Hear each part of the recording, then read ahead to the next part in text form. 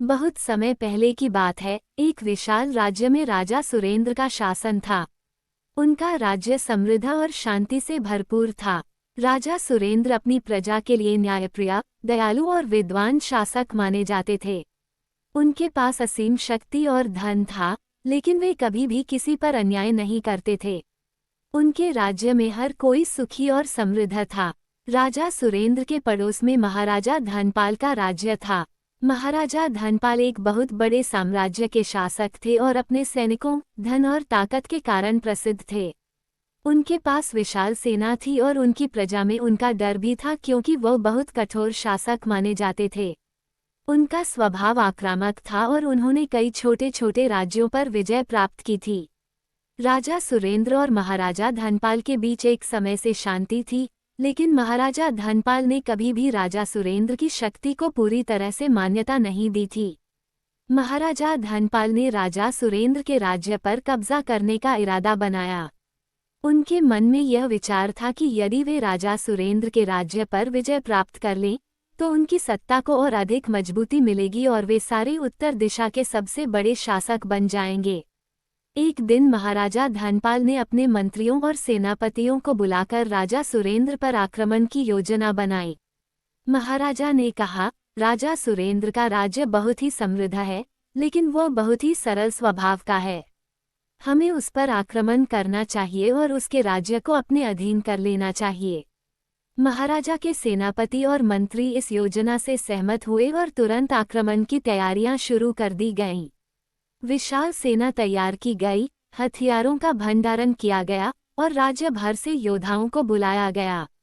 महाराजा धनपाल की योजना थी कि अचानक आक्रमण करके राजा सुरेंद्र को हरा देंगे।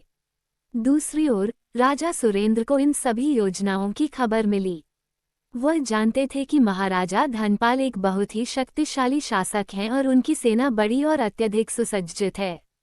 परंतु राजा सुरेंद्र ने युद्ध से पहले ही अपने बुद्धिमान मंत्रियों और सेनापतियों से परामर्श किया। उनके सबसे प्रमुख मंत्री वीरवर ने कहा, महाराज, हमें इस आक्रमण का सामना बड़ी सूझबूझ और धैर्य के साथ करना चाहिए।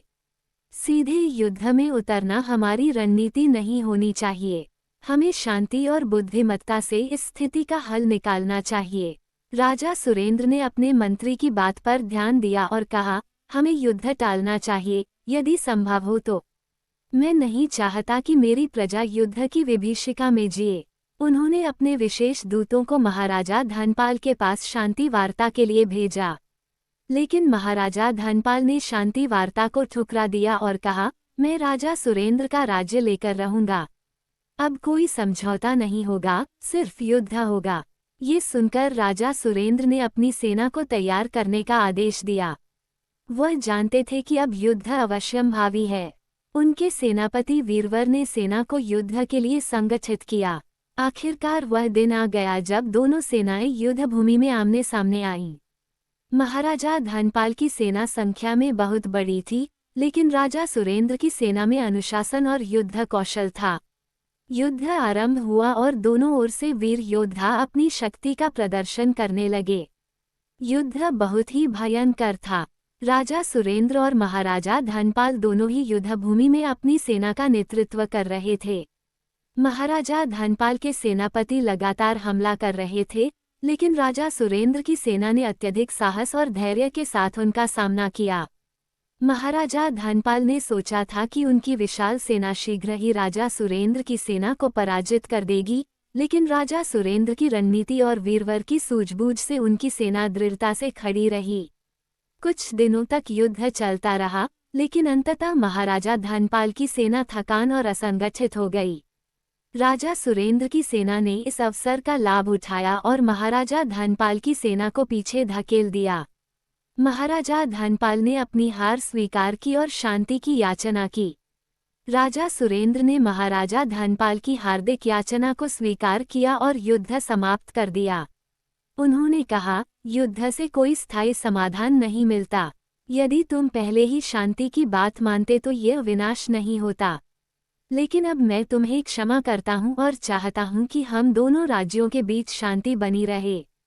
महाराजा धनपाल को अपनी गलती का एहसास हुआ और उन्होंने राजा सुरेंद्र की महानता की सराहना की।